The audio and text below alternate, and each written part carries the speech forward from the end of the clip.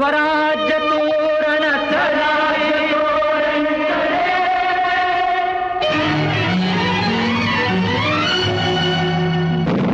गरजती तोफांचे चौघडे मराठी पाऊल पडते पुढे मराठी पाऊल पडते पुढे. महाराष्ट्र छत्रपती शिवाजी महाराजांच्या पराक्रमानं धन्य झालेली भूमी.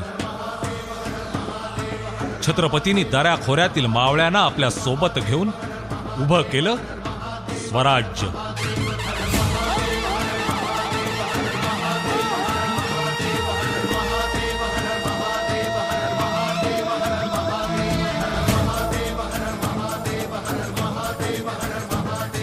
दिल्लीच्या तख्ताला हादरे देणाऱ्या शिवछत्रपतींनी स्वराज्याच्या कामासाठी एक एक मावळा पारखून घेतला.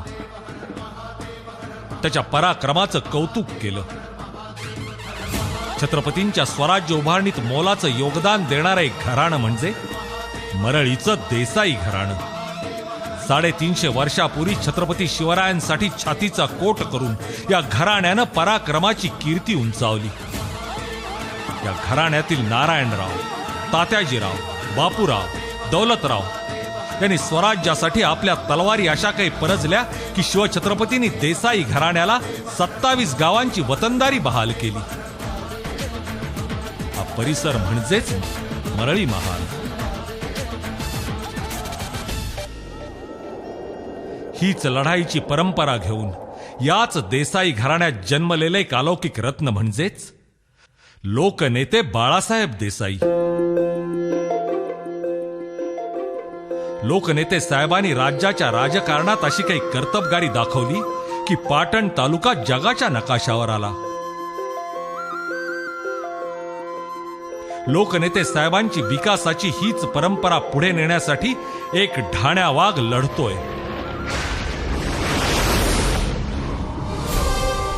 त्याची चपळाईच एवढी की भल्या भल्याने अचंबित व्हावं.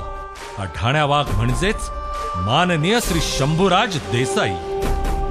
शंभूराज देसाई यांचं संपूर्ण जीवनच समाजकारणी लागलं. आपलं आयुष्य हे आपलं नाही तर जनतेचं. ही खुणगाठ मनाशी बांधून सुरू झालेली वाटचाल अल्पावधीत वादळवाट झाली. या युवकाच्या मनातील विचार पक्का आणि विशिष्ट मूल्यांशी बांधिलकी जपणारा होता. विकासाच्या पाऊलखुणा निर्माण करीत सुरू असलेल्या वाटचालीनं गाठलंय रौप्यमहोत्सवी वर्ष. साहेबांची 25 वर्षाची ही कारकीर्द म्हणजे एका धुरंधर योद्ध्याच्या विविध रणसंग्रामाच्या कहाण्याच. या कहाण्या ऐकाव्यात आणि जगण्याची जणू नवी उमेदच मिळावी इतकी थक्क करणारी ही वाटचाल. म्हणूनच पाटणचा विकास हाच त्यांचा ध्यास आणि पाटणची तमाम जनता हाच त्यांचा श्वास झालाय.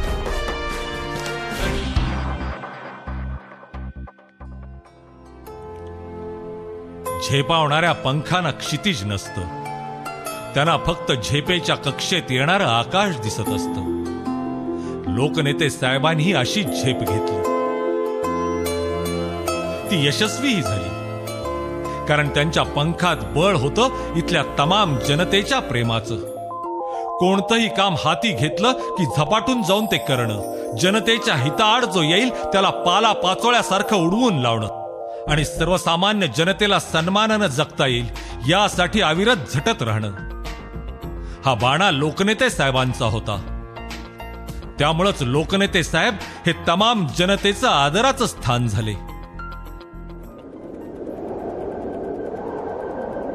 आजही त्यांचं नाव घेतलं की उरात प्रचंड अभिमान दाटून येतो. मान आदरानं झुकते. देश स्वतंत्र झाल्यावर सरदार वल्लभभाई पटेल यांनी देशातील सर्व संस्थानं खालसा केली. लोकनेते साहेबांनी महाराष्ट्र विधानसभेत या निर्णयाची अंमलबजावणी स्वतःहून केली. विधानसभेत ते गरजले. देश आता स्वतंत्र झाला आहे. लोकशाहीची अंमलबजावणी हे प्रत्येकाचं कर्तव्य आहे. त्यासाठी आमच्या घराण्याकडे असणाऱ्या 27 गावांची वतनदारी मी स्वतः खालसा करतो आहे. या गावातील कुळांच्या नावावर सर्व जमिनी केल्या जातील. लोकनेते साहेब केवळ बोलून थांबले नाहीत तर त्यांनी ते करून दाखवलं. बोले तैसा चाले अशा या महान नेत्याच्या आयुष्याची 40 वर्ष महाराष्ट्राच्या उभारणीत खर्ची पडली, कारणी लागली. महाराष्ट्र घडवत असताना त्यांना पाटणच्या डोंगराळ दुर्गम भागातील माणूस प्रगतीच्या वाटेवर आला पाहिजे हा ध्यास होता. त्यासाठीच या डोंगराळ भागात कारखानदारी उभी करण्याचं शिवधनुष्यही त्यांनीच पेललं. तालुक्यात उभ्या केलेल्या विकास पर्वाची पताका त्यांनी आपले चिरंजीव शिवाजीराव देसाई यांच्या खांद्यावर दिली.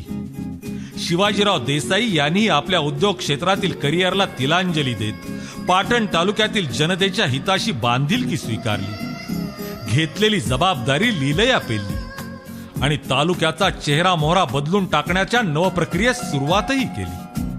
लोकनेते साहेबांच्या पावलावर पाऊल टाकून त्यांनी सहकार क्षेत्रात आपल्या कार्याचा ठसा उमटवला. त्यांच्यावर वारंवार राजकीय संकट आणण्याचा प्रयत्नही झाला.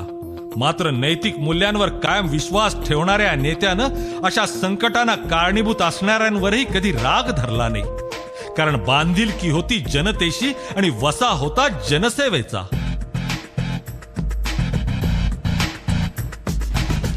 महाराष्ट्राचे पोलादी पुरुष लोकनेते साहेब हे गृहमंत्री असताना बाळाचा जन्म 1966 साली मुंबईला सेंट जॉर्ज हॉस्पिटलमध्ये झाला.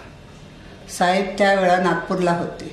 ही वार्ता कळाल्याबरोबर साहेब विमानाने ताबडतोब दवाखान्यात आले आणि नंतर नाव ठेवायच्या वेळा आमच्या घरातली सगळ्या वडील मंडळींनी विचारलं बाळाचे नाव काय ठेवायचे.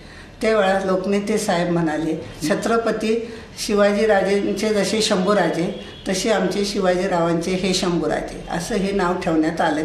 सुदैवानं ऐतिहासिक परंपरा असणाऱ्या देसाई घराण्यामध्ये माझा जन्म झाला.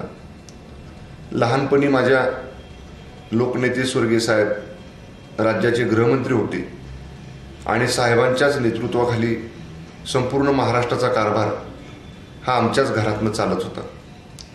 तेव्हापासून आजोबांचा वडिलांचा सहवास आणि या महाराष्ट्रामध्ये काय चाललंय हे अगदी लहान वयात अनुभव घेण्याचं भाग्य मला या ठिकाणी मिळालं. साहेब एकदा कार्यक्रमावरून आले, शंभूराजला जवळ घेतलं आणि त्याचा फोटो काढला तर ते म्हणाले राजे आमच्यासारखे तुम्ही राजकारणात मोठे व्हा.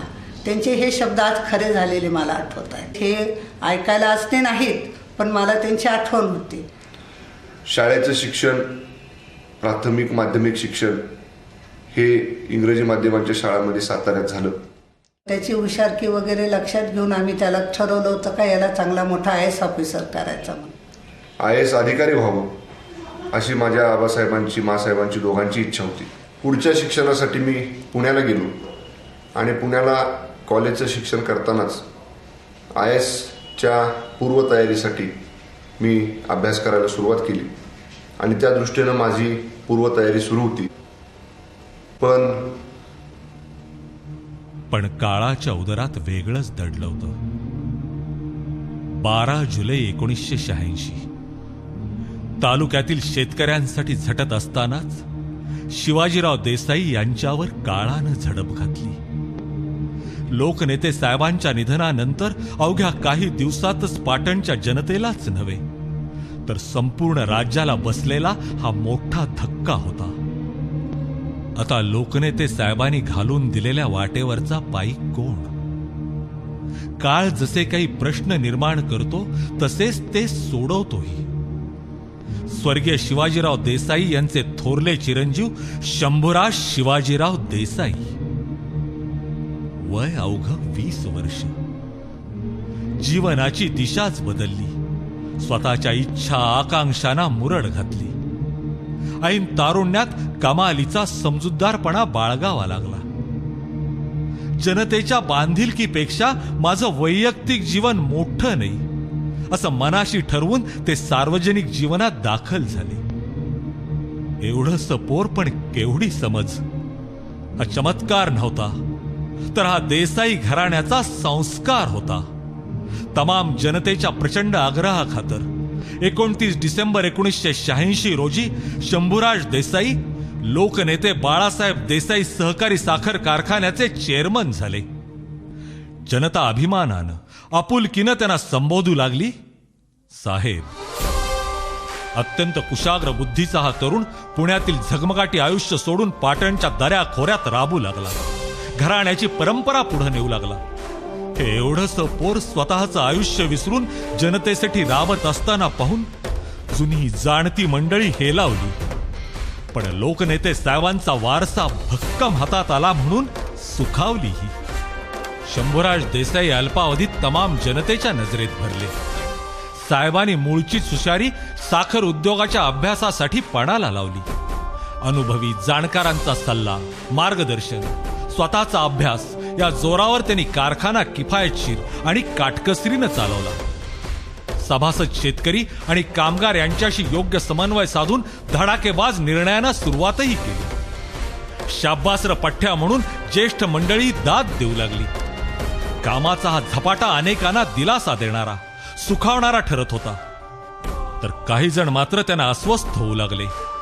अवघ्या 2च वर्षात अस्तित्वात असलेल्या आणि नसलेल्या अशा सर्व मार्गांनी शंभूराजेंच्या वाटेत काटे पेरायला सुरुवात झाली. कोर्ट कचेऱ्या सुरू झाल्या. कैलासवासी शिवाजीराव देसाई यांच्या खांद्याला खांदा लावून मी काम करणारा माणूस आहे. देसाई गटाने शंभूराजे देसाई यांना चेअरमन केलं. त्यावेळेला ते 22 वर्षाचे होते. काही मंडळींनी त्यांच्यावर केस घातली, त्यांना त्रास देण्याचा प्रयत्न केला. परंतु शंभूराजे देसाई ते लोकनेते बाळासाहेब देसाईचंच रक्त असल्याने कोणालाही ते कमी पडले नाही. त्यानंतर विरोधकांच्या 3-13 झाल्या. कारखान्याची निवडणूक लागली. त्यानंतर शंभूराजे देसाई यांचे पुरो पॅनल निवडून आलं. त्यावेळेला जो गुलाल पडला तो आतापर्यंत तसाच आहे.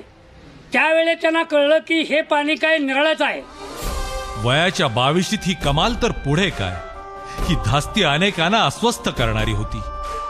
त्यामुळे विरोध त्यांच्या पाचवीलाच पुजलेला.